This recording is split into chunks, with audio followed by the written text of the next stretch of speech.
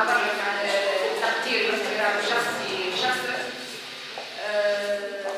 حبيتك اليوم سي جوهر، حبيتك اليوم تحكي لنا على الحلول هكا شويه، على الآفاق اللي تنتظر فينا، على الانتخابات الجايه.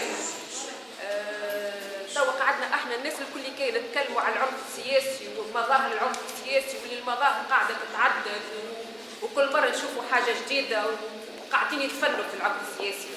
لا، احنا كيفاش باش نواجهوا العنف السياسي؟ احنا لازمنا نحضروا للانتخابات الجايه، ما نحصلوش كيما حصلنا الانتخابات القديمه اللي تعدات.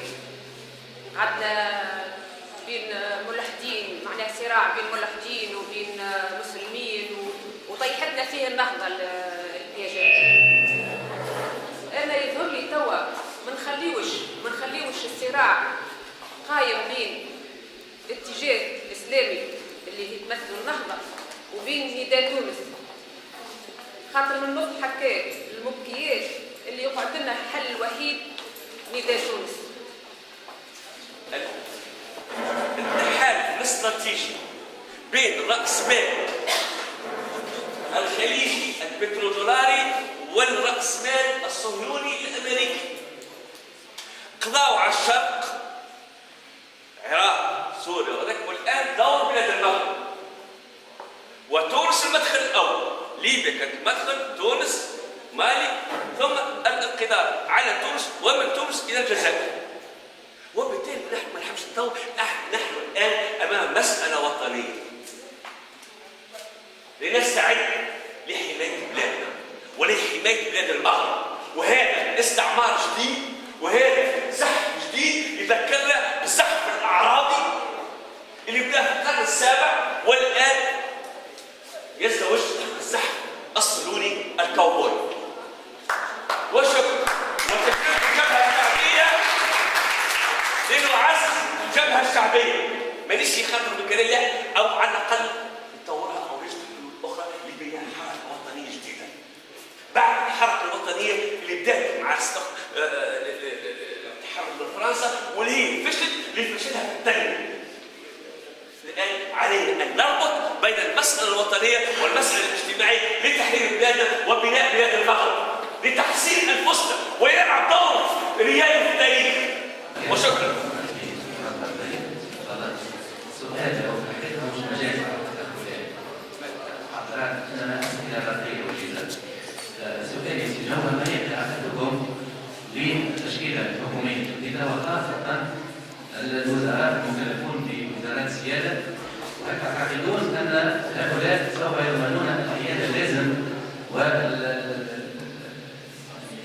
ما هو مطلوب ونطلب به القوات الديمقراطية المعارضة من تطبيق القانون على الذين يمارسون العمل؟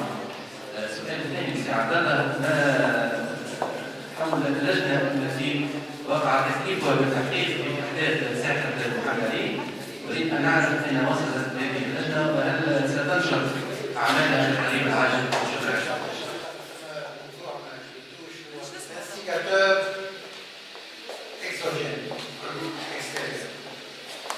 وكان يجي اتفاق له peut-être si Corona تعمل pire que ça si ce n'est pas effectif.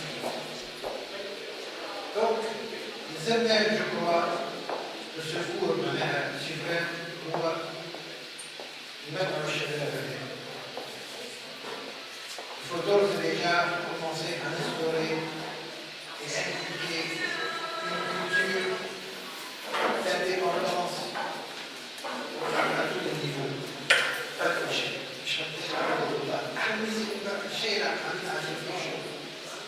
هو ميزيري قرينا وخدمنا الدكتوراه وخدمنا كذا وكذا ورجعنا كذا حتى شيء. علاش؟ في كدرجة مع الستينيات كانوا معناها جدودنا عندنا مخلوق أليمونتير، ديسترمونتير، كل جوانب كما حال في طرق البدائية. لكن الزبيب مينيموم d'autonomie. ايش تعمل المكاتبة البريزيدون تاع تونس avec un peuple تلقاه ما عندوش une culture si vous voulez d'indépendance à tous les niveaux, culture totale si vous voulez d'indépendance totale. Donc هذه مشكلة. هذا يظهر لي الوقت il faut essayer de le positiver, c'est-à-dire نبداو الشباب هذوما نديروهم مشاحة الشباب هذا اللي يفرقوا يدخلوا فرقهم حضروا كما قال وجيبة ولو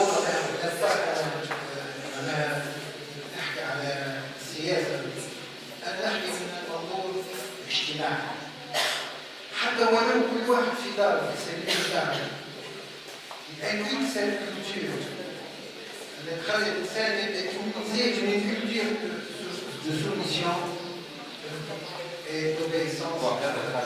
من أطراف عديدة شقوق فكرية عديدة ولاحظت أنه لو كونستا لو راهو فما عنف فما خطر يحدث في البلاد ولكن ديما الغلطة عند الداخل ونلاحظوا تويكي أنه في البلاد ثم انسيسيون ثم شخص فيه une berge les conservateurs sur l'autre rive هكا ثم tout ce qui est mouvement libéral sur le plan des idées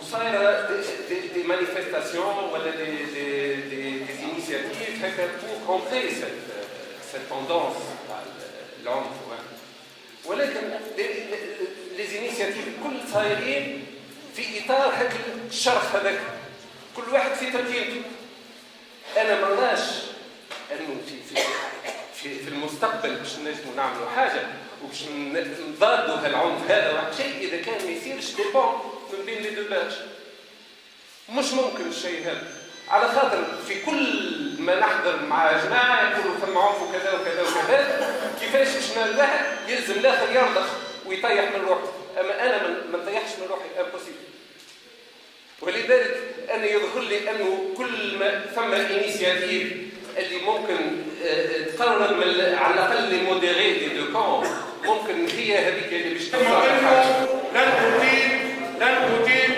أطيل المسألة الوحيدة اللي نحب نتحدث فيها اليوم احنا في وضع تجاوز مرحلة التشخيص ومرحلة فهم الواقع وتحليله وحتى أدوات التحليل ما عادش تعني برشا ليش؟ لأن ظاهرة العنف بل الإرهاب أصبح ظاهرة واضحة ما عادش يختلفوا بها الاثنين والناس اللي كنت تحافظ على ظاهرة الإرهاب وظاهرة العنف لكن تحميل المسؤولية للمتسبب المباشر في مسألة الإرهاب هو الكلام اللي مازال ما تقالش هو اللي يجب يتقال اليوم لأنه تحميل المسؤولية راهو باش يكون على مستوى عام أولا ثم على مستوى أقل منه معناها خاص شوية ويتعلق بالجمعيات والأحزاب إلى آخره على مستوى عام راهو يتم في ظرف أن الحكومة ولا الدولة هي دولة رد الفعل l'État qui réagit et non pas l'État qui agit الدولة والحكومة لا تفعل وإنما ترد الفعل أمام ظاهرات ربما هي تكون أو بالأكيد متأكد أن هي المتسبب فيها المباشر وتبقى المسألة هذه تتعامل من جهة على مستوى وطني حتى على مستوى جهوي ومحلي في جهة المدينة تمشي تشتي تقول لك جيب قبل ما تجي الساعة إيش ثم جيب الشغل ومن بعد شكون اللي حاضر وماذا به يقول لك جيب لي زاد المجرم وماذا به زاد إذا كان ما عندناش مكان في السجون بربي حاول تكري لي حلول باش نقاوم وين شنو اليوم الحكومة والدولة متخلية أجهزة الدولة بما فيها من مندوبيات إدارات جهوية وولايات إلى غيره ولات اليوم تتعامل بمنطق يا أخي احنا في وضع استثنائي سيسر واحد ومن في إطار سيسر واحد صار ما حدث في المهدية نهار 2 مارس نهار 2 مارس اللي صار في المهدية هو ربما يكون من الظواهر الخطرة واللي تنبأ بكل أو تنبأ بتزايد وتناوي ظاهرة العنف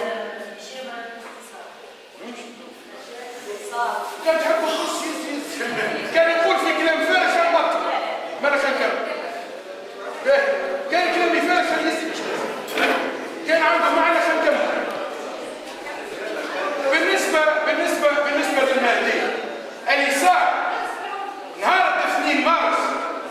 شكون المتسبب الاساسي في العنف؟ المتسبب الاساسي في العنف هي السلطه الجهويه، هي الامن والمسؤولين عن الامن اللي خلاو الناس ثيقت بهم دور العباده وثيقت بهم المساجد واجتمعوا. يا حارس اسمعني كما سمعتك، وثيقت بهم المساجد دور العباده وجيو يتجمعوا في وسط البلاد ويصليوا على قارعه الطريق بشكل استفزازي باستعمال مفخمات الصوت، ويغنيوا في اغاني يسبوا في الشعب التونسي، يسبوا في تقاليد المجتمع المسلم والمجتمع التونسي. هذه مسألة. المسألة الثانية واللي من حقه يختيرها، بعد ما عاينت الحكومة الفشل نتاعها وقالته على جميع الإطارات على جميع المستويات، اليوم الحكومة اللي باش تتغير واللي باش تاخذ هي مقاليد الحكم واللي باش تدخل في مرحلة ثانية هي مرحلة معالجة العنف. كيف يمكن لحكومة فشلت ولحكومة أخرى طاح على روحها مرحلة جديدة أن تنجح بنفس الوجوه بنفس الأساليب وبنفس الآليات؟ اليوم عناوين الفشل في الحكومة اللي ولا رئيس حكومة ملي كان وزير، ولا ولي مستشار وزير ملي كان مستشار رئيس حكومة ملي كان وزير، واللي ناس قعدت في اماكنها برغم انه ثابت الفشل بتاعها لسبب واحد ولكفاءة وحيدة هي كونها اعلنت ولاها لحركة النهضة، حركة الحزب الاغلبي في الحكومة. شكرا.